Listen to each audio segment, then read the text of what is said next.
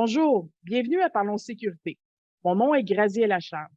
Mon invité aujourd'hui est Harold Turnier, qui a fait ses débuts dans l'univers de la sécurité québécoise en 2008, alors qu'il débutait sa formation avec la compagnie Maximum Sécurité. Depuis ce temps, M. Turnier a multiplié les réussites dans ce domaine. Des réussites telles que une formation de protection rapprochée avec Bodyguard 911 en 2012, l'obtention d'une attestation en Crisis Intervention Training, a suivi plusieurs formations en technique de défense, formation de bâton extensible, formation MOAB, formation en désarmement contre armes à feu et armes blanches. Il est devenu propriétaire de CP Sauta en 2015. Il a fait la garde rapprochée pour plusieurs célébrités, dont Céline Dion, Taylor Swift, le président d'Haïti.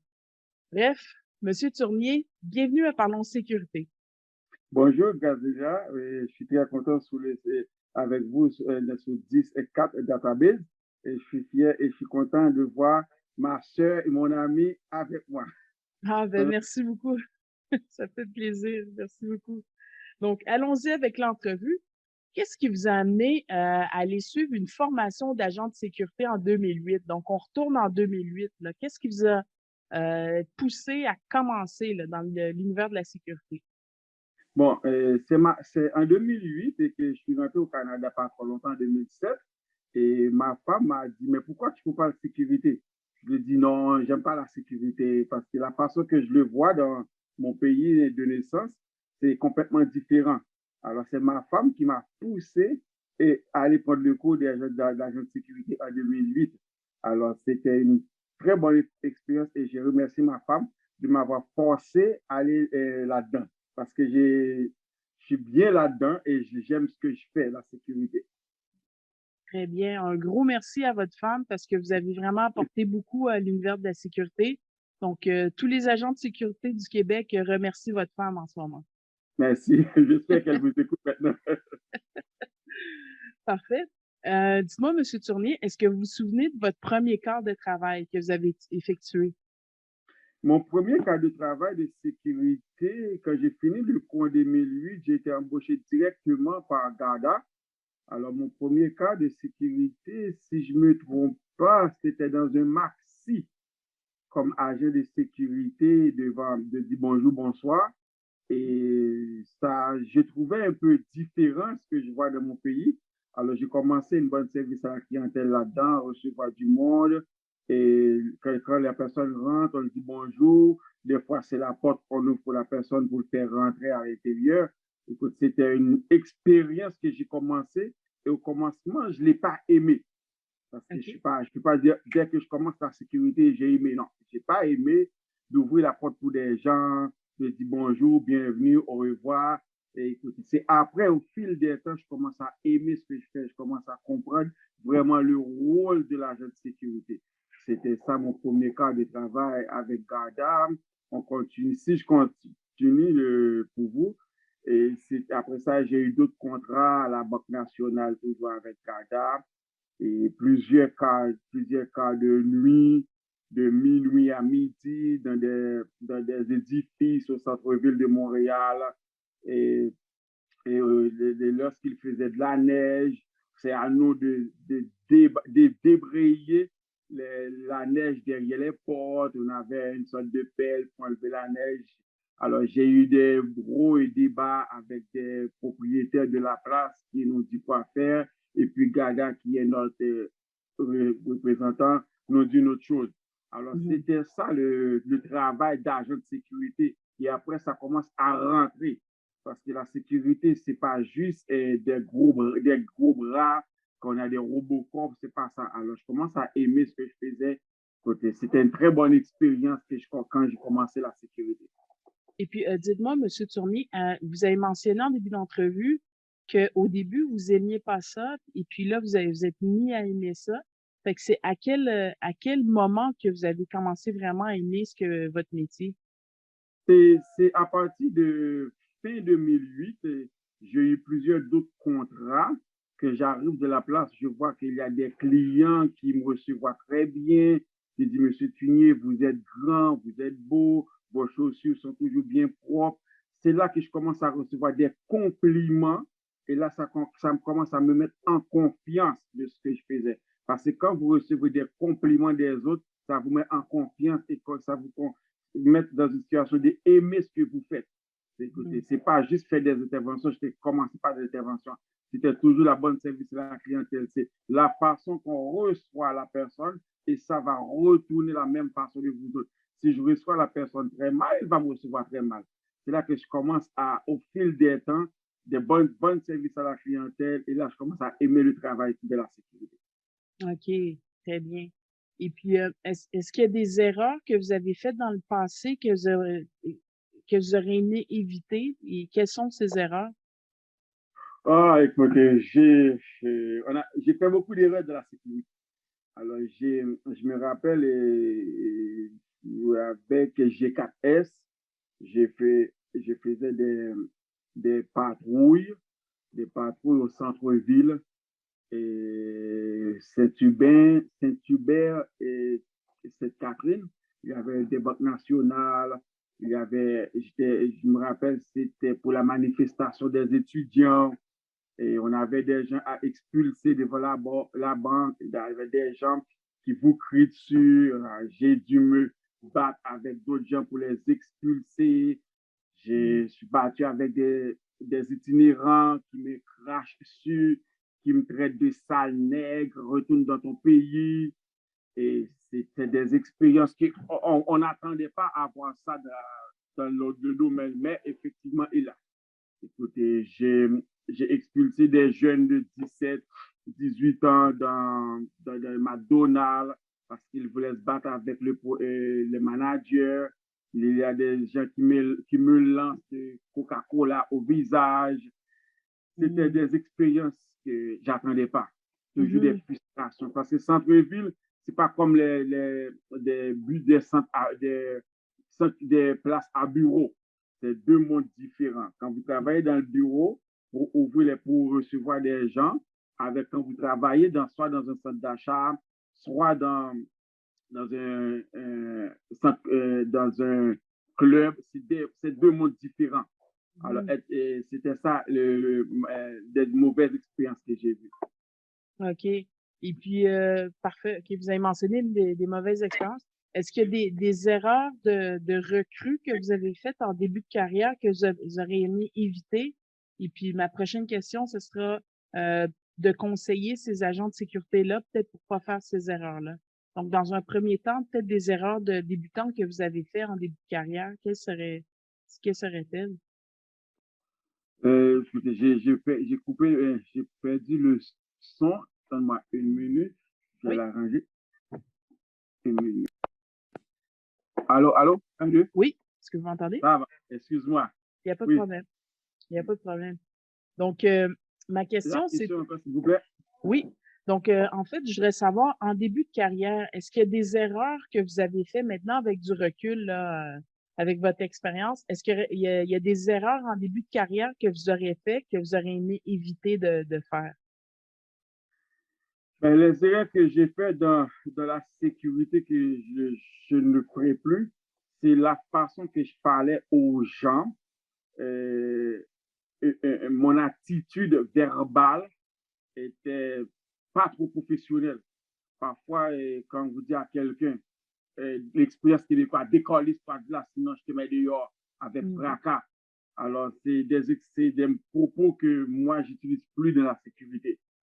Et j'ai vu que je travaillais dans des bars, parfois on a eu des gens qui sont mal intentionnés et surtout, la meilleure façon d'intervenir, c'est une bonne service à la clientèle. Et de frapper les gens pour l'expulser, alors ce sont des erreurs que je ne veux plus faire. Et parfois, d'utiliser force excessive envers une personne, ça, je ne veux plus le faire. Je m'adapte maintenant avec toutes les années d'expérience que j'ai eues dans la sécurité. Je m'adapte maintenant dans le domaine pour ne pas faire ce genre d'attitude verbale envers des personnes. OK. Excellent. Parfait. Fait que dans le fond, ma prochaine question, c'est de quelle façon vous pouvez conseiller aux agents recrues?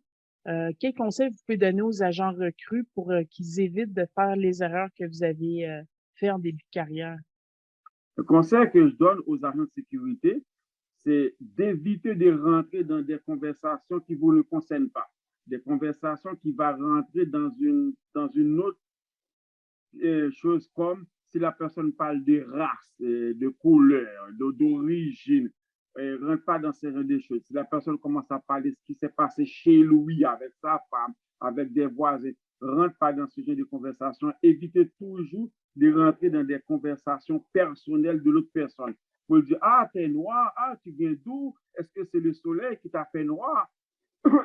C'est des choses qu'on entend souvent. Hey, est-ce il y a un hôtel dans ton pays? Évitez de ce genre de choses de la sécurité. Toujours rester dans votre cadre de travail. Vous commencez X à X, restez dans ton environnement de travail. Évitez des conversations personnelles aux autres. OK, super. C'est ça, c'est de rester professionnel, en fait. Ça se résume à ça. En tout cas, de rester professionnel. Il y a ce que moi j'utilise toujours dans la sécurité, ce qu'on a les 3 V. C'est visage, visuel, verbal. Alors, essayez toujours d'avoir une bonne impression de visage parce que c'est le visage qui va vous permettre de comment réagir avec quelqu'un. Si la personne paraît devant vous et puis soit les mines foncées comme ça, qu'est-ce que tu veux? Alors, ça permet à la personne de dire, hey, cette personne, avec le visage qu'il me donne, est-ce que ça me donne le goût de le parler? C'est la même chose que toi qui vas faire une intervention sur une personne. Alors, si la personne apparaît devant vous avec le 3V devant toi, tu vois le souci foncé, les 4000, les verbales, les propos hostiles qui sortent de sa bouche, ça va dire, hey, avec cette personne, est-ce que je ne vais pas avoir une altercation? Alors, c'est toujours garder le visage normal. Je ne demande pas un agent de sécurité souriant, grillé et vos dents comme ça, mais non, vous faites un service à la clientèle. Vous n'êtes pas un Robocop, vous n'êtes pas dans une intervention à sortir ton bâton. C'est bonjour, monsieur, bienvenue à X-Class, comment allez-vous? C'est des choses comme ça. Ah, monsieur, comment je peux vous aider? Ah, moi, je n'ai pas besoin de votre aide. Même si la personne vous répond comme ça, ah, je me sais où je m'en vais. Désolé, monsieur, mais bienvenue parmi nous autres. On est là pour vous aider. Bon magasinage. C'est toujours éviter. Parfois, la personne qui rentre avec ce genre d'attitude, il va sortir pour vous dire merci, monsieur, vous êtes un bon agent de sécurité. Continuez comme ça. Alors, quand on nous dit vous êtes un bon agent de sécurité, ça passe notre journée. Hein? Ouais, ça fait du bien. Good, good. Excellent. Merci beaucoup. Et puis, vous, de quelle façon vous avez gravi les échelons dans le domaine de la sécurité? En 2009, je pense qu'en 2009 et 2009-2010, quand j'ai travaillé pour la Banque nationale, j'ai dit à Garda, mais je veux avancer dans la sécurité. OK. Alors, en 2010, je suis allé suivre une formation attestation collégiale en sécurité commerciale industrielle au collège André Grasset, parce qu'à l'époque, on disait que ceux qui ont une attestation collégiale en sécurité peuvent avoir un bon emploi à STM. Alors, je me suis dit, si j'ai cette formation, je vais aller travailler à STM. Alors, je suis allé au collège André Grasset, j'ai suivi ma formation en collégiale. Quand je suis sorti chez André Grasset, après 9 mois de formation, je me suis dit, mais je vais aller appliquer pour STM. Vous savez que malheureusement, il dit non, on ne prend plus attestation collégiale, on prend un DEC. On Oh, prend technique policière. ah, J'ai wow. dit, oh bon. Alors, je continue parce que le salaire reste pareil. Ce n'est pas parce que tu as une attestation collégiale en sécurité, si le client n'a pas besoin de cette qualification, vous dites, moi, je n'ai pas besoin de quelqu'un qui a ça, j'ai besoin d'un agent de sécurité normal. Alors, ça m'a quand même déçu un peu parce que je voulais toujours aller plus haut de la sécurité. Et puis, je suis allé suivre une formation en Alberta en 2012-2013 parce qu'il y a eu un poste comme agent de sécurité, patrouilleur à Fort McMurray. Excuse-moi, Fort McMurray. Fort McMurray en Alberta, c'était un poste de $27 de l'heure. OK. Alors, il nous a proposé de voyage, tout, pour travailler là-bas. Et quand je suis arrivé en Alberta, malheureusement, il ne reconnaît pas la plupart des certifications du Québec. Par exemple, il voulait avoir your user force training, le bâton, le menottage. Alors, là-bas, il ne reconnaît pas la qualification de bâton au Québec. Alors, vu que j'ai suivi tout ce cours-là, le bâton, le menottage, le mowab, le pression, ici, quand je suis arrivé là-bas, ils ne le reconnaissent pas. Ce n'est pas parce que je n'étais pas bon, mais c'est les règlements là-bas qui est différent de nous autres ici. Alors, ils m'ont dit, pour que je sois qualifié pour travailler avec le bâton, je dois le démontrer. Okay. Je ne vais pas vous faire suivre une formation au complet qui est de 40 heures. Parce que là-bas, la formation de bâton, c'est 40 heures. 40 heures, OK. Ce n'est pas comme Monadnock qui nous propose des formations 16 heures ou des formations de 24 heures. Là-bas, c'est 40 heures, tu dois suivre la formation. Alors, ils m'ont fait passer des tests d'évaluation avec des gars de la GRC, des shérifs là-bas et des peacekeepers. Alors, pendant 3 jours, on m'a posé des questions, ils m'ont fait des simulations au niveau des bâtons, au niveau de tout ça. Et puis, après ça, ils m'ont certifié.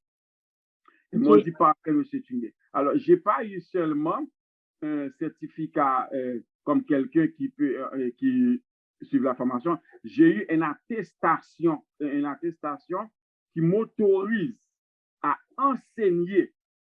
Alors, c'est Alberta Justice and Solicitor General. Il vous autorise à enseigner le bâton, le menottage et les points de pression, User Force Training. Et le certificat, il est ici, là. Attends. Alors, si vous pouvez voir ici, il y a la différence là-dedans. Vous voyez ce qui est marqué. C'est eux. Je ne sais pas si vous pouvez le voir bien. Oui, on le voit bien. C'est un petit... Alors, voilà. Et dans ce certificat, il y a tout le type de formation que tu peux enseigner. Et puis, les mêmes certifications sont sous votre cadre de permis d'agent de sécurité. OK. C'est ça la différence. La différence là-bas, si tu dois travailler avec un bâton, tu dois avoir sur ta carte ce qu'on appelle ici le BSP, sur ta carte, c'est indiqué autorisation de travailler. Et ici, vous voyez ici, c'est Accreditation Security Guard Training, Accreditation Battle User Force Training Course. Il vous autorise à avoir, parce que si un policier vous trouve sur un cas de travail avec le bâton, dans ton permis d'agent de sécurité, il n'a pas l'autorisation émise par Alberta Justice and Solicitor General, vous allez votre permis et vous serez accusé. OK. Alors, c'est vraiment compliqué là-bas qu'ici. Alors, cette certification que j'ai eue là-bas, ça me donne l'accès, si j'enseigne quelqu'un ici, si je donne une formation, le bâton, le menottage d'agent de sécurité, vous pouvez travailler dans n'importe quelle autre province hors Canada, hors Québec, même au Québec aussi.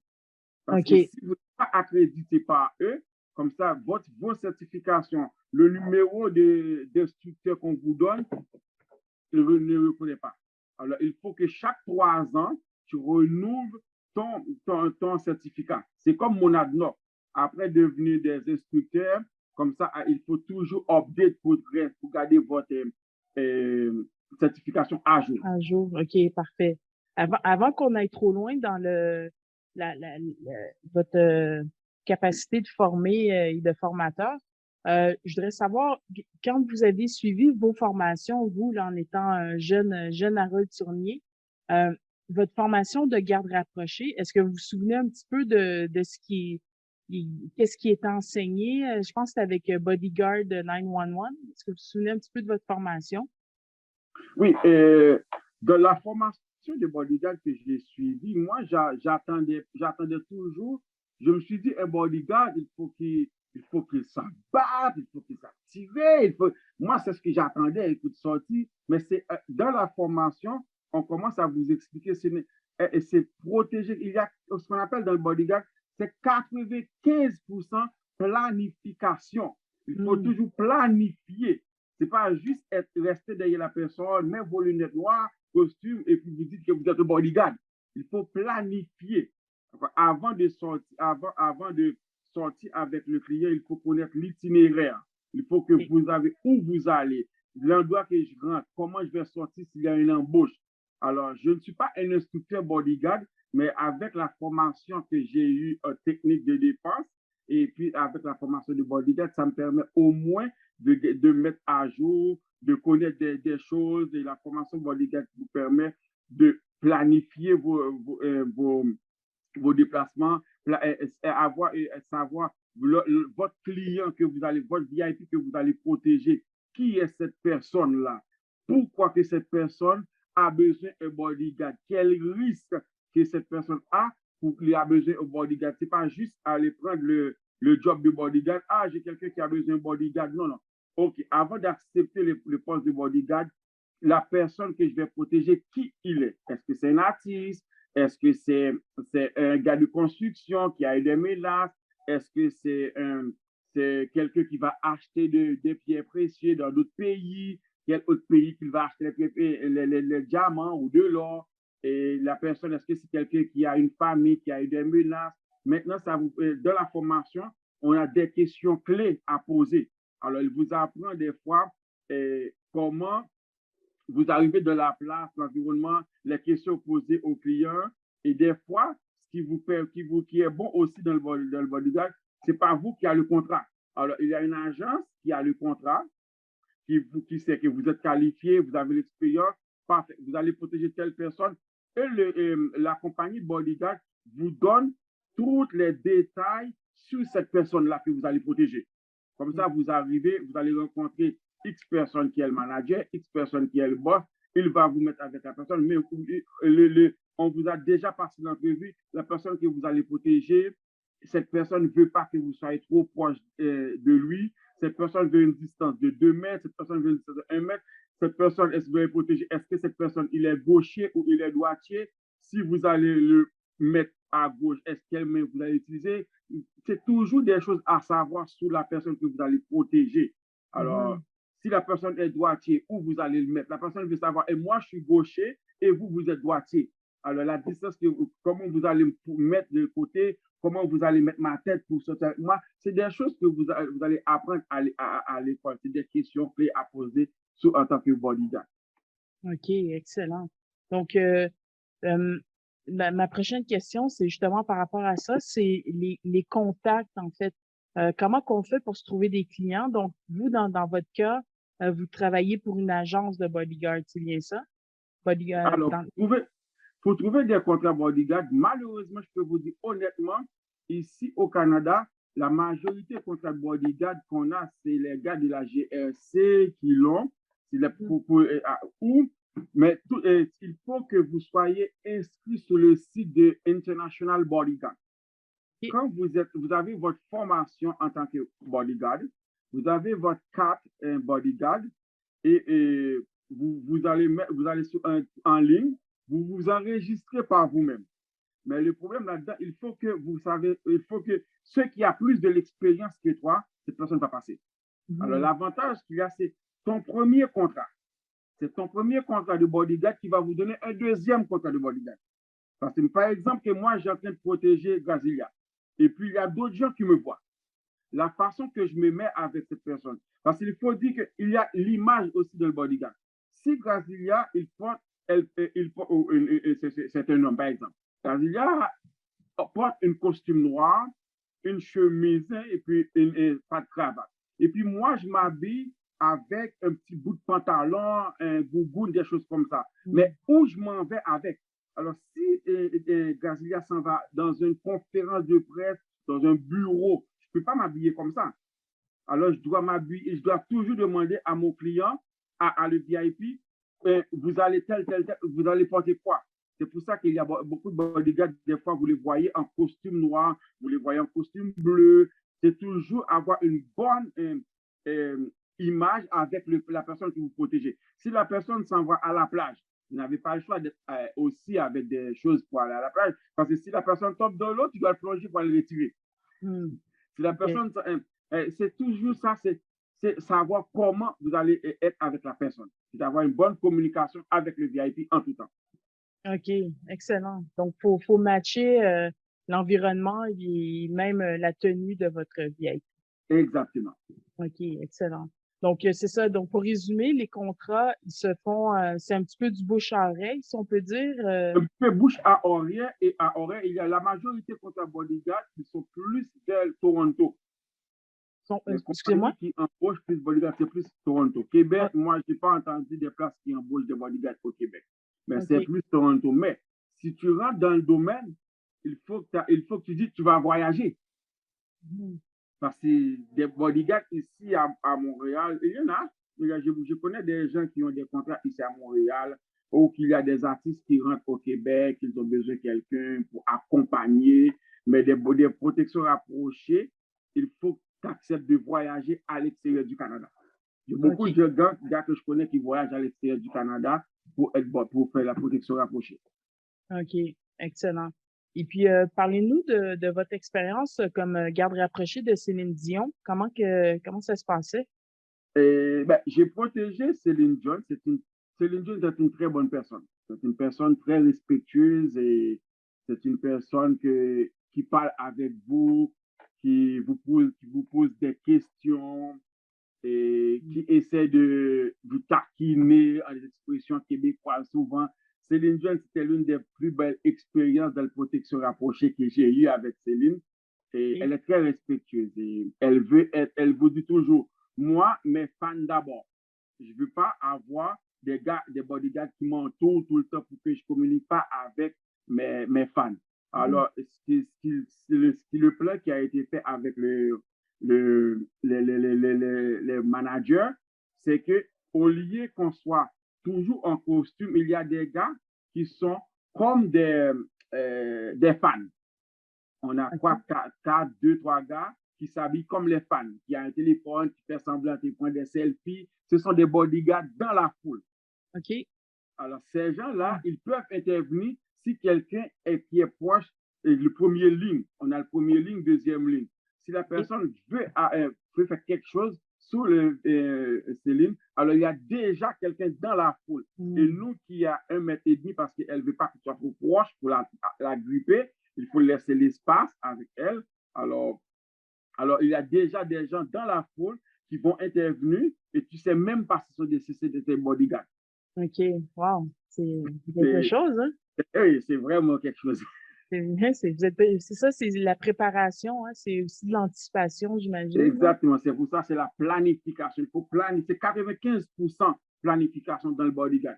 C'est pas OK. être au bras, avoir, oh, non, non, c'est pas, tu peux avoir des gars tout petits, des petites filles, n'importe qui peut être bodyguard.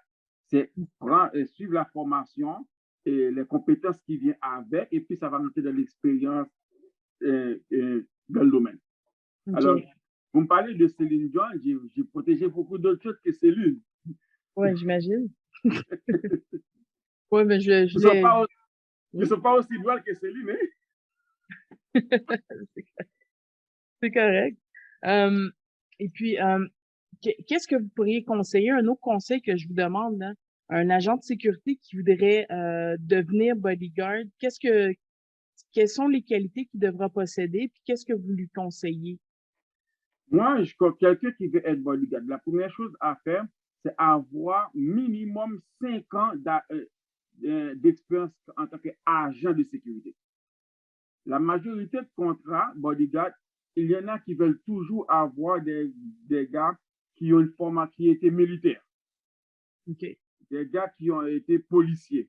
Mais ce n'est pas parce que vous étiez policier, vous dites que vous pouvez être bodyguard. Il faut prendre de la formation. Parce que le problème quand quelqu'un est policier, cette personne-là n'a pas de formation bodyguard. OK? Parce que j'ai vu ça beaucoup dans d'autres pays que je voyage. Des gens qui ont, parce que j'étais policier, parce que j'étais dans l'armée, je peux gérer une équipe de sécurité privée. Non. Policier, c'est policier protéger et servir. Agent de sécurité, c'est protéger des personnes et des biens. Un X place. Alors, quelqu'un qui est policier, qui n'a pas de formation bodyguard, lorsqu'il y a une intervention à faire, dans sa tête à lui, c'est mettre la personne au sol, sortir ses menottes pour le menotter. Nous, on n'a pas le temps pour ça. Nous, on frappe, on bouge, on part, on laisse pas terre. C'est ça la différence là-dedans. Quelqu'un qui est dans le militaire, qui est déjà un militaire, c'est un atout pour les compagnies qui vont embaucher un bodyguard. Parce que cette personne qui a une formation militaire et qui est militaire et qui a une formation bodyguard, cette personne, il connaît très bien les risques avec les armes. Il connaît très bien des environnements qu'il arrive, des hostile environments, dans des places qu'il va protéger. Il y a des gens que tu peux aller protéger soit en Colombie, soit à Costa Rica, soit en Afghanistan. C'est pas juste que tu as une formation bodyguard, tu dis, ah, je m'en vais en Afghanistan. Non, il faut que tu as une formation militaire. Il ne faut pas t'envoyer là-bas non plus. Et c'est pour ça que je dis toujours à quelqu'un, suivre et avoir ta formation d'agent de sécurité, 5 ans d'expérience, suivre tout ce qu'il y a là-dedans. Si tu veux avoir la formation de bâton, prends ta formation de bâton, prends ta formation de ménote, et puis après ça, prendre des cours de technique de défense. Si c'est le jujutsu, t'aimes, pas jujutsu. Si c'est l'aïkido, toutes les techniques que t'aimes, le judo, tout ça peut vous aider à avoir ça, la base d'abord. Avoir la base et puis après ça, ben, est-ce que je peux m'entrer, est-ce que je peux m'intégrer dans le domaine du bodyguard? Parce que c'est pas être bodyguard, tu vas avoir le contrat comme ça. La compagnie, l'école qui te forme en tant que bodyguard, il ne peut pas te garantir un emploi parce qu'il n'est pas une agence. Okay. L'école n'est pas une agence d'embauche, mais c'est à toi de trouver, de te mettre en ligne, de prouver que tu peux protéger quelqu'un. Par exemple, il y a des agences de sécurité ici. Des fois, ils ont des personnes qui ont besoin d'une escorte. C'est comment escorter quelqu'un de A à B, comment la distance que tu vas mettre avec la personne. Quand, par exemple, il y a Gada, des fois, ils ont besoin des agents de sécurité pour protéger des personnes dans un bureau. Alors, cette personne s'en va à son auto pour aller chercher des choses. Ou des fois, il y a des personnes qu'ils ont mis dehors dans un emploi. Ils ont été révoqués. Alors, des fois, ils ont besoin d'un gars de sécurité pour protéger le propriétaire parce qu'il avait quelqu'un qui l'a mis dehors et cette personne est agressive. Alors, ça permet ça n'a pas besoin d'être bodyguard pour ça, mais l'expérience de sécurité va te permettre à tout. Ah, je pense que je vais aimer ça. La façon que je protège les personnes, c'est ça qui va dire, dans ma tête à moi, je vais être bodyguard. Là, tu peux commencer à chercher des places pour prendre des cours. Je pense que dans 10-4 database, tu peux aller sur 10-4 database pour chercher des endroits qui donnent des cours de protection rapprochée, qui donnent des cours de sécurité, des gens qui ont l'expérience dans le domaine, qui peuvent toujours nous accompagner. Parfait, excellent. Exactement. Très bien. Merci pour la plug. Et puis, OK, merci énormément. C'est beaucoup d'informations sur la garde rapprochée. C'est super. Je suis sûre que l'auditoire est vraiment contente d'avoir cette info. Maintenant, passons à la compagnie CP Sauta. Est-ce que vous pouvez nous expliquer qu'est-ce que c'est? Quelqu'un qui n'aurait jamais entendu parler de ça. CP Sauta, c'est une organisme de formation police pressure point. Alors, c'est un organisme de formation en sécurité. Il vous donne des formations. Et avant pour commencer, CP Sauta qui est fondé en 1964 par Georges Sylvain. Et Jeffrey Lamirande, que vous connaissez, qui est un bon ami à moi, c'est lui qui a pris le flambeau. Moi, j'ai été un des étudiants de Jeffrey Lamirande en 2008. Et lorsque Jeffrey m'a formé, il m'a dit, Awol, la façon que tu apprends le cours, tu vas aller loin dans la sécurité. Alors, je commence à garder un bon contact avec Jeffrey Lamirande. Et quand je suis parti en Alberta, Jeffrey m'a proposé d'être ambassadeur CP Sauta en Alberta. Alors, j'ai accepté ça en 2013, tout ça. Je commence à parler de CP Sauta. J'ai vu que moi, chaque 3 ans, je suis toujours des cours pour me garder à jour au niveau des bâtons parce qu'avec mon AGNOR, il y a beaucoup de changements. Il y a des fois, tu peux utiliser cette technique pour le bâton. Il y a des fois, tu peux utiliser cette technique pour le bâton. Alors, quand Jeffrey m'a appelé en 2015, Il me dit, ah ouais, je veux me débarrasser avec CP SOTA pour prendre mes retraites. Est-ce que ça t'intéresse? Mais eh bien, CP SOTA offrait des cours de MOAB. OK? OK. Mhm. CP SOTA, c'était juste pour des formations de bâton, de minottes, de prendre pression, c'était tout ça dans CP SOTA. Mhm. Alors moi, j'ai dit à Jeffrey, si je prends CP SOTA, je ne vais pas le prendre seulement pour le Canada. Honnêtement, il n'y a pas un marché pour CP SOTA au Canada. OK. Parce qu'il y a trop d'agences de sécurité ici déjà qui offrent ce genre de choses dans le domaine. Alors, je me suis dit, Jeffrey, moi, je prends CP SOTA, je vais le ramener ailleurs. OK. En 2015, j'ai pris CP SOTA. Quand j'ai pris CP SOTA, j'ai tout refait le site web de CP SOTA. J'ai rentré dans CP SOTA la formation de premier répondant en situation d'urgence, qui OK. n'est pas une formation de pompier. Dans le premier répondant en situation d'urgence, nous avons le premier soin. Nous avons le SIMDUT. Nous avons la manipulation des camions pompiers. Nous avons la formation pompier de base, minimum 6 mois là-dedans. OK. J'ai rentré aussi la vente de camions pompiers, d'équipements en sécurité. J'ai rentré la vente de camions pompiers et de l'ambulance dans CP SOTA. Alors, OK. CP SOTA Canada nous donne CP SOTA Haïti. On a OK. ouvert un succursale en Haïti. On a donné des formations d'agents de sécurité en Haïti, des formations de premiers répondants en situation d'urgence. CP SOTA a formé, si je fais une petite parenthèse, la plus grande banque l'État public en Haïti, qui est la BRH, Banque de la République d'Haïti. C'est moi qui ai formé tous les agents de sécurité à la BRH. Nous avons rentré dans CP SOTA maniement sécuritaire des armes à feu. OK. Alors, quelqu'un qui veut, c'est pas juste avoir un arme à feu, c'est le danger avec un arme à feu. Comme vous savez que dans d'autres pays, excepté le Canada, les agents de sécurité ne travaillent pas armés. Alors, dans d'autres pays, les agents de sécurité travaillent avec des armes à feu. Alors, j'ai monté le programme de maniement sécuritaire des armes à feu. Maintenant, CP SOTA offre des formations maniement sécuritaire des armes à feu, tout type de armes, pour les agents de sécurité. Je ne parle pas pour des armes de guerre, des agents de sécurité et des bodyguards. J'ai rentré aussi la formation de bodyguard dans CP SOTA, qui est une formation de high risk dans CP SOTA. On offre des formations de bodyguard dans CP SOTA à l'international, pas au Canada. On l'offre à l'international parce qu'il y a quand tu donnes un cours de bodyguard au Canada et puis la personne arrive en Haïti, c'est pas le même environnement. C'est pas le même environnement.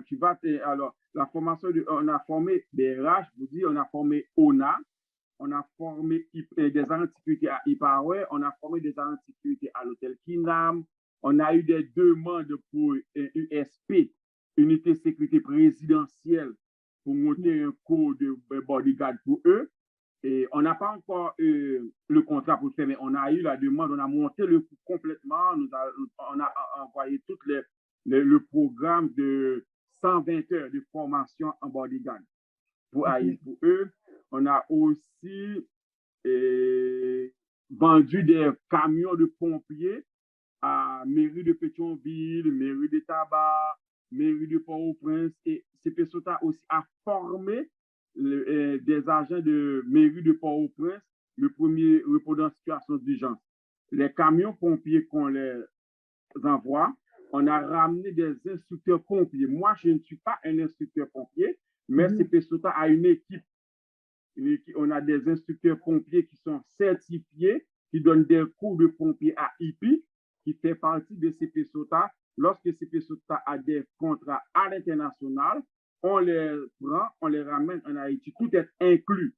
C'est CP SOTA qui s'occupe de tout pour la personne. La personne a juste besoin son sac pour descendre. Alors nous, on lui donne tout pour aller de cette formation, l'hôtel, nourriture, billet d'avion, assurance. et un frais. Un frais qui peut arriver à X montant. Ça OK. dépend. Alors, Wow. oui. C'est- Maintenant, après CP Sota Haïti, et on a ouvert une autre succursale à New York. Maintenant, dans CP Sota qui a commencé au Canada, qui a CP Sota Haïti, maintenant, nous avons CP Sota USA. CP OK. Sota USA, CP Sota USA, lui, il fait une seule chose, vendre des matériels de sécurité. On ne donne OK. pas de formation aux États-Unis. On a ce qu'on appelle le patent, le permis, c'est pour vendre des matériels. On achète des camions là-bas, Mhm. on les fait réparer. S'ils ont besoin de réparation, on les revend, soit en Afrique, soit en Haïti, et on garantit, on garantit 1 an à la personne qui achète un camion usagé. OK. Et deuxièmement, on ne vend pas le camion pompier si vous n'acceptez pas de prendre la formation de nous autres. Parce que OK. le but, c'est de former plus de gens. C'est pas Hmm. juste vendre. Non, nous, le but, vous achetez un camion pompier, vous achetez une ambulance, vous devez accepter que nous, on vous donne la formation. Mais la chance que vous avez avec CP Sota, la formation est gratuite. OK. Vous ne OK. payez pas pour la formation. Wow. Vous achetez un camion pompier, Ça vient avec. ça vient avec. On vous OK. donne des matériels gratuits. Par OK. exemple, on vous donne l'équipement complet, des casques, des gants, des bottes, tout le bunker complet.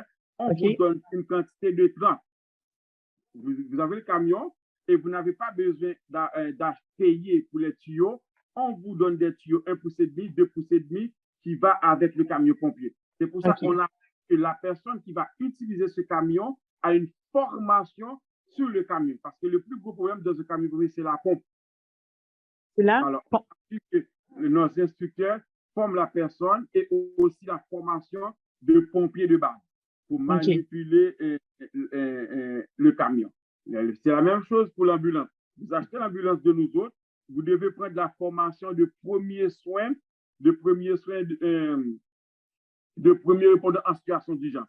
On vous donne le premier soin. Alors, le client, si le client dit, moi, je veux une formation d'ambulancier, nous, dans ce que on fait, on contacte une école d'ambulancier ici qui nous donne un instructeur d'ambulancier. On ne va pas juste descendre pour garrocher les choses comme ça. On s'assure que le certificat que vous avez eu en Haïti, c'est le même instructeur qui donne le certificat au Canada, qui vous OK. donne. On vous donne la carte de premiers soins qui est émise par la Fondation Maladie du Cœur du Québec. C'est un instructeur qui a été accrédité par la Fondation Maladie du Cœur du Québec qui vous donne cette formation. C'est la même carte qu'on donne ici, c'est cette même carte qu'on donne en Haïti avec les mêmes dates d'expiration. Parfait. OK. Je comprends très bien. Ah, wow, c'est tout un service. C'est beaucoup de coordination. Donc, si je comprends bien, vous prenez des gens du Québec qui vont former ailleurs, en fait. Oui. Ils vont aller en Haïti donner des formations. C'est bien ça? On prend des gens au Québec pour aller de la formation en Haïti, mais actuellement, on a une 4e place à Guinée-Conakry. Maintenant, CP Sota est à Guinée-Conakry. Nous avons un représentant qui nous représente à Guinée-Conakry pour offrir des formations de sécurité et des formations de close protection à Guinée-Conakry et aussi des ventes de matériel. Actuellement, là, on a quelqu'un qui est actuellement en République dominicaine pour une 5e succursale de CP Sota en République dominicaine, que tous les cours vont traduire en espagnol. Wow, ouais, c'est très bien, c'est ouf. Est-ce que Jeffrey Lamirande est au courant de tout ça, de tous ces développements? Oui, Jeffrey fait partie toujours de CP Sota. OK. Quand Jeffrey est disponible, pour le moment, il n'est pas disponible. Si moi, j'ai besoin de conseils, je contacte toujours Jeffrey. C'est lui qui me dit, Awal, on peut rentrer ça dans la compagnie. Oh, tu peux avoir cet instructeur-là. Moi, je ne suis pas disponible pour ce genre de cours parce que moi, je ne donne pas tout. Alors, des fois, j'ai pris Jeffrey. Est-ce que toi, tu ne peux pas voyager? Trouve-moi un instructeur qui peut donner ce cours. Alors, Jeffrey est le mentor, la tête de CP Sota. Wow. C'est lui qui dit à Wall, on peut rentrer secours, on peut pas rentrer, on peut faire ça, on peut agrandir, on peut agrandir. Jeffrey est toujours dans CP Sota et c'est grâce à Jeffrey si moi je suis là où je suis actuellement. C'était mon premier Wow. en sécurité qui m'a formé le bâton, qui m'a formé le pression, qui m'a formé le ménotage. Et puis moi, une fois que j'aime ça, et puis je commence à prendre des cours ailleurs dans d'autres classes au Canada, Monadnock, à Texas. C'est moi c'est grâce à ce que Jeffrey m'a offert qui m'a fait aimer ce que je donne actuellement. Ah, wow, c'est très bien. C'est très gentil de votre part de lui mentionner. Oh, oui, Il est passé à Parlons Sécurité justement récemment. Et puis, oui, c'est ça, oui, j'ai vu, il m'a partagé ça. Côté. Jeffrey, ah, c'est vraiment quelqu'un de bien. good. Avec ses compétences qu'il a, Mhm, avec toutes ses expériences qu'il a, c'est quelqu'un, moi, je pense, Jeffrey, c'est quelqu'un qui est très ouvert lorsqu'on parle de sécurité. mhm. Si tu prends Jeffrey pour aller travailler pour toi, là, il voit un agent de sécurité qui fait pas la job bien, il commence à le former sous le contrat. C'est quelqu'un OK. qui est toujours prêt à aider. Alors, Hmm. c'est grâce à ça que moi aussi, je suis toujours prêt à aider, à partager soit mes expériences, mes compétences et tout ce qui me pose des questions au niveau de sécurité. Je suis toujours prêt à les aider, à les accompagner. Voir comment faire ton rapport, les points essentiels de ton rapport. C'est pas ça qui doit mettre là. Ça. Je suis toujours prêt à aider. OK. Wow, c'est très bien. Très, très bien. Merci pour ce partage. Ça me fait plaisir. Et puis, dites-moi, une fois la formation CP SOTA suivie, disons, avant de continuer, est-ce que vous êtes actif au Québec ou c'est plus à l'international? On est plus à l'international. Plus à l'international. Mais Donc, si j'ai des demandes, comme la dernière fois, j'ai eu une demande pour une compagnie de sécurité mhm, qui, qui est à Québec, qui avait besoin de former quelqu'un pour travailler en Ontario. Alors, cette compagnie m'a appelé pour aller former des agents au niveau User Force Training, le bâton, le ménotage, pour qu'ils puissent avoir un contrat en Ontario. Alors, cette personne m'a contacté et je suis allé là-bas pour donner la formation pour la compagnie. Et ça a bien été avec mon numéro d'instructeur, c'est reconnu là-bas. Si c'est toujours privé, vous m'appelez et je vous donne la formation, soit au niveau de bâton, soit au niveau de ménotage, soit au niveau des points de pression. Et si j'ai besoin de quelqu'un, je contacte Jeffrey. Si le nombre est trop haut, écoutez, si il y a des, parce que maintenant, il y a des choses qu'on ne peut plus utiliser de les points de pression. Je demande à Jeffrey qu'est-ce qu'on peut faire, qu'est-ce qu'on ne peut pas faire, qu'est-ce qui peut rentrer à la personne que je vais, à la compagnie que je vais former. Il y a beaucoup de choses qui changent. Et à cause de Covid, il y a des distances à respecter. Il y a l'utilisation du bâton, les endroits que avant que tu pouvais frapper avec ton bâton, maintenant on ne peut plus frapper avec le bâton. Des techniques de ménotage qu'on pouvait faire avant, mais le genou proche du cou de la personne, maintenant on ne le fait plus avec ce qui s'est passé à George Floyd. On ne fait mhm. plus les mettre ton pied derrière le cou de la personne pour qu'il reste mobilisé. Non, on ne fait plus ça. C'est d'autres endroits que tu dois maîtriser la personne. Il y a beaucoup de choses qui ont changé dans les techniques de ménotage. OK.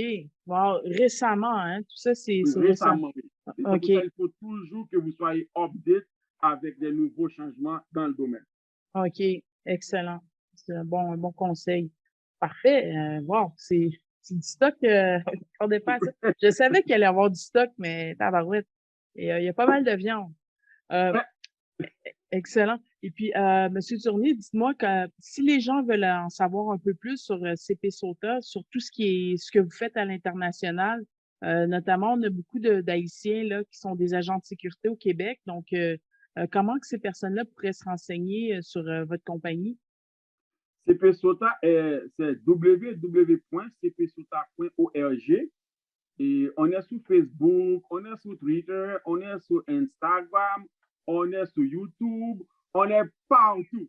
Alors, quand vous rentrez cpsota.org sur Google, vous allez trouver CP Sota et là, il y a une chose que nous, on fait dans CP Sota que je n'en train pas de me vanter, mais on a un database dans CP Sota. tous OK? nos, tous nos étudiants qui ont suivi la formation de CPSOTA. Sur le site de CPSOTA, vous allez sur l'onglet qui est marqué étudiant, vous allez voir le nom de cet étudiant, le numéro de son certificat. C'est le numéro chaque étudiant a un numéro. Ce numéro correspond à son nom, de deux lettres de son nom, plus des numéros qu'on donne, qui est ce même numéro sous sa carte d'étudiant, parce qu'on donne une carte d'étudiant à chaque étudiant qui a suivi la formation. Dans ce numéro est aussi correspond avec le numéro sous son certificat. Alors, si quelqu'un a dit, moi, j'ai suivi une formation avec CP SOTA, alors vous allez sur le site de CP SOTA, vous allez chercher, est-ce que vraiment vrai, cette personne, dès que vous rentrez son nom, il va vous dire oui, parce que dès que la personne vous donne son certificat, vous allez voir, il y a un numéro. C'est comme un instructeur. Chaque instructeur de Monade Nord, chaque instructeur a un numéro d'instructeur. Alors, nous, on a créé un numéro d'étudiant de CP SOTA. Et chaque étudiant CP SOTA a un numéro qui correspond à la personne. La date qu'il a suivi la formation et puis le nombre d'heures de formation. Parce que nous avons des formations 40 heures, nous avons des formations 80 heures, nous avons des formations 60 heures, nous avons des formations 24 heures. Qui sont des formations 24 heures. C'est une formation de bâton. Nous avons des formations de 60 heures, qui est la formation d'agent de sécurité de base de 40 heures, plus le ménotage, plus le premier soin. Alors, chaque étudiant de CP SOTA qu'on a formé en Haïti, ils ont premièrement la formation d'agent de sécurité, plus maniement sécuritaire des armes à feu, plus le premier soin. Aucun de nos étudiants CP SOTA qui ont suivi cette formation a juste la formation de base. Non, il a la formation au complet. Il faut qu'il prenne la formation de premier soin et aussi la formation de maniement sécuritaire des armes à feu. Ce n'est pas juste avoir un arme à feu pour ne pas savoir le danger qui vient avec un arme à feu. Comment démonter, remonter, nettoyer votre arme, assurez-vous que l'arme est bien sécuritaire avant l'utilisation. On s'assure tout ça dans CP SOTA. OK. Wow. Et aussi, excuse-moi, nous avons des étudiants qui sont partis au Brésil, qui ont suivi la formation de CPC d'agent de sécurité en Haïti. Et lorsqu'il est arrivé au Brésil, il a montré son certificat. Et la compagnie est allée sur le site, il voit qui nous sommes et son nom correspond avec ce certificat. Et cette personne m'a dit, Awal, ils m'ont embauché. Ils m'ont juste donné la formation pour connaître la langue et Brésil, pour étudier, pour pouvoir préparer mon rapport en portugais. OK. Alors, le reste, c'était validé. Ils ont suivi la formation d'agent de sécurité là-bas. Wow. Ils ont été clarifiés. Même aussi, ici, moi, j'ai des gens qui ont suivi la formation en Haïti. J'ai quelques-unes qui sont ici, qui ont déjà témoigné la formation qu'ils ont eue dès leurs entrevues. Parce qu'à cause de COVID, ils l'ont donné le permis temporaire. Alors, puisque cette personne a déjà suivi la formation avec nous autres, ce n'est pas juste qu'on lui donne le permis parce qu'il a suivi la formation avec elle. Non, ce n'est pas ça. C'est parce qu'ils ont besoin des gens. Ils l'ont dit, vu que cette personne a déjà une formation, on fait la demande de permis temporaire pour cette personne. Et la compagnie qui a dit, moi, j'ai besoin d'argent, ils l'ont fait passer des entrevues, comme une entrevue qu'on passe à quelqu'un qui n'a jamais eu de formation parce que le permis temporaire, pas de formation. C'est l'agence qui prend tout ça en charge. Et lui, il a dit, la façon que ils m'ont posé des questions, la façon que j'ai répondu, la façon qu'ils m'ont fait faire une simulation de rapport, ils l'ont embauché tout de suite. Et ils l'ont juste dit que ça va retourner, tu vas juste aller faire ton permis normal. J'ai eu beaucoup de gens qui ont été satisfaits de la formation que j'ai donnée en Haïti. Oh, super. Félicitations, Harold. C'est vraiment félicitations pour cette belle exploit. Puis, je vous vois sur LinkedIn, je vois qu'il y a vraiment beaucoup de choses. Je vois toutes les classes de formation que vous faites. Je vois les photos. Les étudiants, ils ont l'air très heureux. Puis, il y en a beaucoup, là. C'est des grosses classes que vous donnez. Félicitations. Merci. Ça fait plaisir. Et puis, dites-moi, si on retourne au Québec, Monsieur Turnier, c'est une question que j'aime bien poser là, en fin d'entrevue. Ça fait un petit bout que vous êtes dans l'industrie là au Québec. Qu'est-ce qui pourrait être ajouté ou modifié à cette industrie afin de la rendre meilleure? Bon, il y a surtout au Québec, la plupart des agences de sécurité, moi, j'ai vécu ça. J'ai vécu sous des contrats qu'on me donne, des compagnies qui t'arrivent dans la place. Et honnêtement, c'est balancé. C'est toujours le tarif de la place, la personne qui était déjà sous le contrat, il veut être ton boss. Par exemple, tu arrives sur le contrat, l'agence qui t'a embauché a déjà toutes tes qualifications. Okay? L'agence t'envoie sur un contrat. Tu arrives là-bas, il y a un agent de sécurité qui va vous dire ah non, c'est pas comme ça, ah c'est comme ça, ah c'est comme ça. Okay. Mais la personne a déjà été passée l'entrevue avec le responsable de contrat. Et toi, tu es un agent de sécurité, peut-être tu es ancien sur le contrat, mais tu n'es pas le superviseur.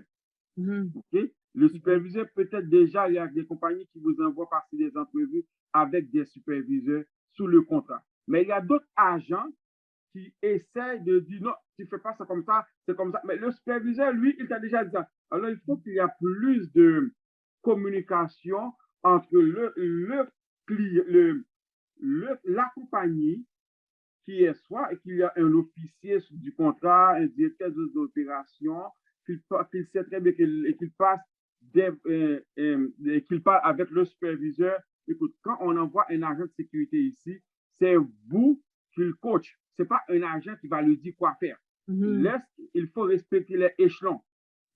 Alors, toi qui es un nouveau, tu arrives sur un contrat, le superviseur sait très bien ce que tu dois faire. Un autre agent pourrait te décourager dans la job. Oh, moi, par exemple, bien. La ronde que je l'ai, moi, avant que je fais ma ronde, si on me dit, tu fais ta ronde chaque 1 heure.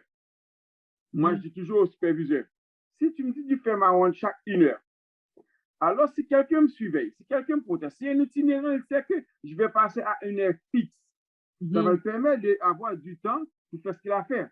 Est-ce que ça vous dérange si je le fais? Si maintenant je le fais à 45, le prochain, je vais le faire à 50. C'est ça. Le prochain, je vais le faire à 40.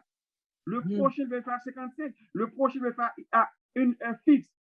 Des fois, le superviseur est d'accord. L'autre agent, lui, n'est pas d'accord. Oh non, moi, j'ai mon temps de pause. Moi, j'ai mon temps. C'est un problème de communication. Il y a beaucoup de contrats. Il y a un problème de communication sur des contrats. Si on peut ajuster ça pour que la personne essaie de. Moi, mes expériences, j'ai peut-être plus d'expérience que toi. Toi, tu as plus d'expérience sous le contrat que moi. On va travailler ensemble. Parce que la sécurité, c'est global. Alors, il faut, et c'est si on est une équipe, on ne travaille pas en équipe, on va perdre en équipe.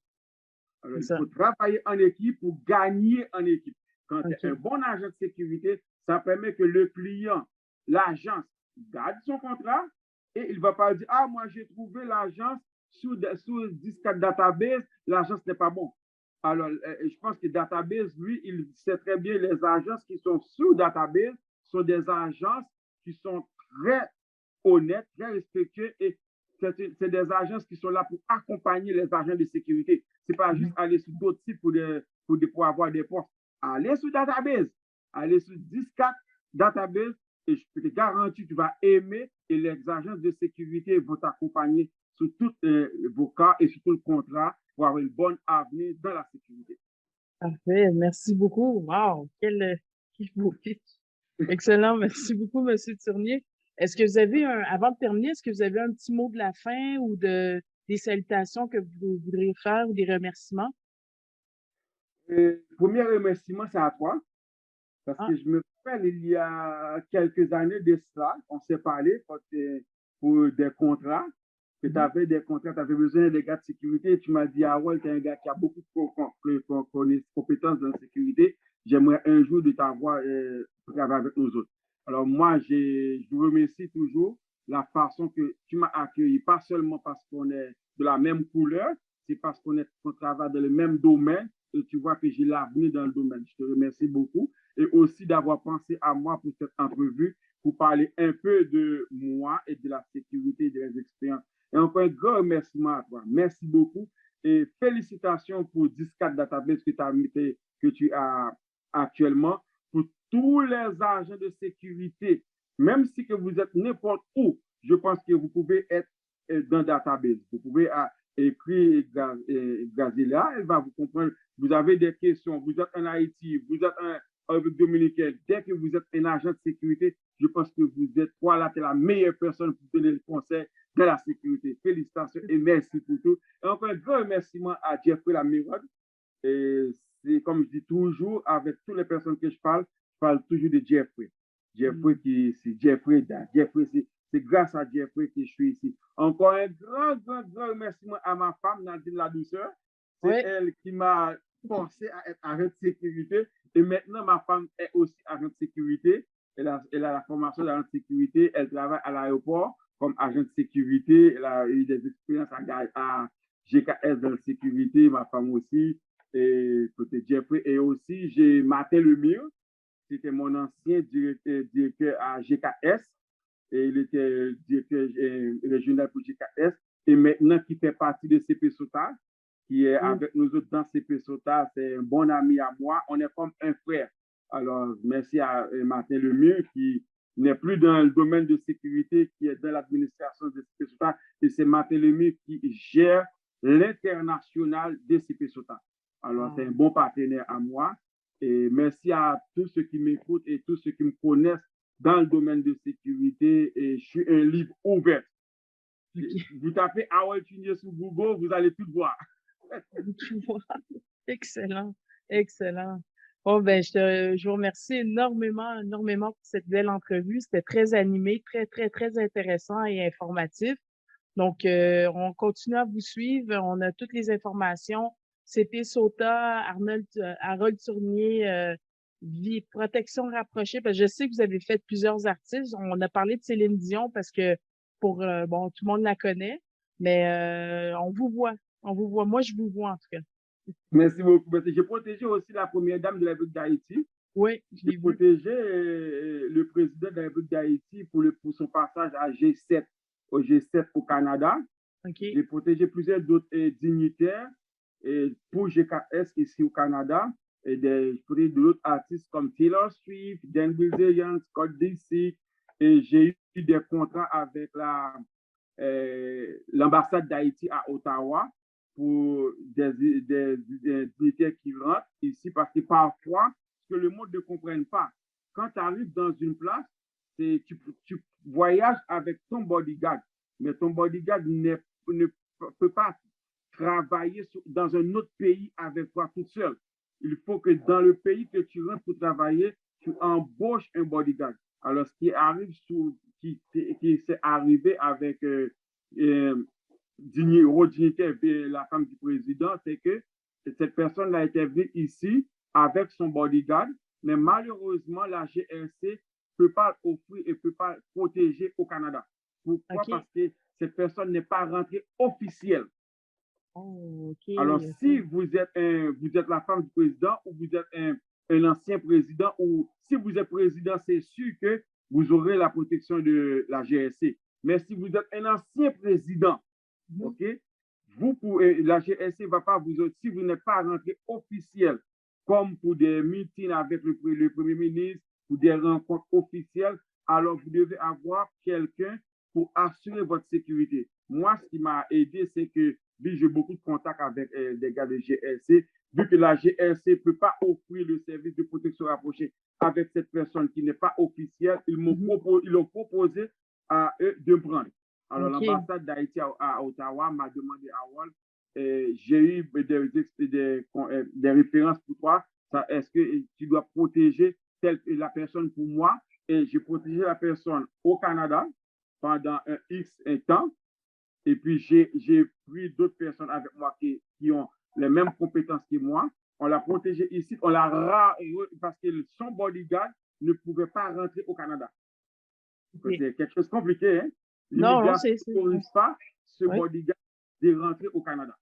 Okay. Alors, la personne n'avait pas le choix de prendre le bodyguard ici pour assurer sa sécurité ici pendant les 5 jours qu'il passe ici. Et après ça, nous, on avait l'autorisation de traverser la frontière pour le retourner aux États-Unis. Okay. Alors là, on restait ici avec et on l'a retourné aux États-Unis. La personne a tellement aimé la façon que je l'ai protégé. au lieu qu'il descend l'auto qui a été fourni par l'ambassade sur la frontière, il dit non, je reste avec vous autres, ramenez-moi directement à New York. Oh, Alors, wow! de rester dans une autre auto, nous, on les a ramenés à New York. Parce OK. il y a beaucoup de choses de la sécurité. C'est comme je vous dis, c'est la communication. Tout. Avoir une bonne communication, respecter l'intimité des conversations qui ne vous concernent pas, vous ne rentrez pas là-dedans. Si votre VIP ne vous parle pas, vous ne parlez pas. Il y a une façon de mettre vos mains sous le volant. Parce que tu ne peux pas conduire un véhicule comme ça, comme un chauffeur de taxi quand tu conduis un VIP. Il y a une position que tu dois toujours garder. Un petit coup que je donne à quelqu'un, vos deux mains doivent toujours être comme ça pour que la personne voit vos deux mains. OK. Vous ne tournez pas la tête pour regarder le VIP en arrière. Hey, Céline! Ah, Hey, c'est Céline! Céline! OK. Monsieur Tournier, c'est tout le temps que nous avons pour aujourd'hui. J'imagine qu'il y aura une deuxième partie à cette entrevue parce que je vois que vous en avez beaucoup à dire et beaucoup à raconter. Ah oui, j'ai beaucoup fait ça. Ça allait prendre trop de temps là. Hein? Écoutez, merci encore et bonne chance et continue comme ça pour Database. Merci beaucoup et puis bon succès à CP Sauta, Monsieur Tournier. Merci. Merci beaucoup. Hein? Au revoir. Au revoir. Mon nom est Grazielle Lacharme. Si vous cherchez de l'emploi dans le domaine de la sécurité, rendez-vous sur 10-4database.com, qui est un site d'emploi réservé pour les agents de sécurité certifiés. L'inscription est gratuite. Tout ce dont vous avez besoin est votre BSP valide et votre CV. N'oubliez pas de liker, commenter, partager et vous abonner à notre chaîne YouTube. Nous sommes aussi sur Facebook, Instagram, LinkedIn et Twitter. Venez nous encourager. Merci, cher auditoire, pour votre présence et je vous dis à la prochaine pour un nouvel épisode de Parlons Sécurité.